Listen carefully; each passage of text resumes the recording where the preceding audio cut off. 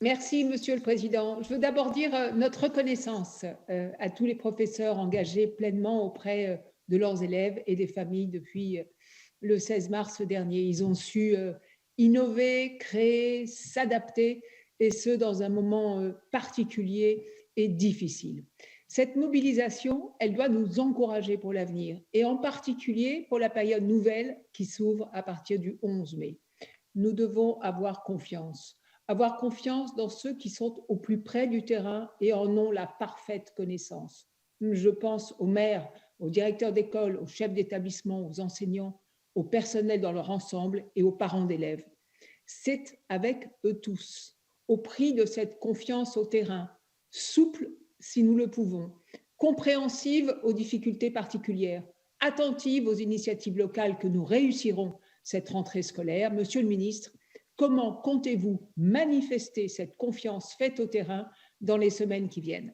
Sur la question de Madame la députée Marielle de Sarnez, d'abord évidemment merci de vos remerciements à la communauté éducative. C'est très important de le réitérer parce que je pense que la période qui vient de passer est une période qui renforce le lien société-école et le lien qui se traduit par le lien parent-professeur ou le lien élève-professeur. Paradoxalement, l'enseignement à distance a conduit à renforcer cela dans bien des cas. Et même la relation parent-enfant a pu parfois se densifier pendant le confinement. Il s'est passé des bonnes choses à ce titre. Et ce triangle parent, enfant, professeur est une clé de réussite, on le sait, pour l'individu comme pour l'ensemble du système scolaire. Et les professeurs ont démontré à la société française qu'ils étaient, je dirais, la pierre angulaire de ce triangle. Alors il faut en effet faire levier avec ça pour manifester, et c'est votre question, de la confiance au terrain et montrer ce qu'elle peut être. Je crois que votre question renvoie à des considérations de court terme et de long terme. À court terme, cette manifestation de confiance, elle est dans ce que je disais tout à l'heure, je crois, c'est-à-dire dans le fait que les circonstances nous conduisent de toutes les façons à souhaiter des souplesses de terrain, puisque la situation est inédite et qu'il faut surtout se fixer des objectifs qui sont des objectifs pédagogiques, éducatifs et sociaux vis-à-vis des enfants. Et donc, il y a un état d'esprit qui est aussi de se retrousser les manches, qui est de travailler ensemble, de se soutenir mutuellement.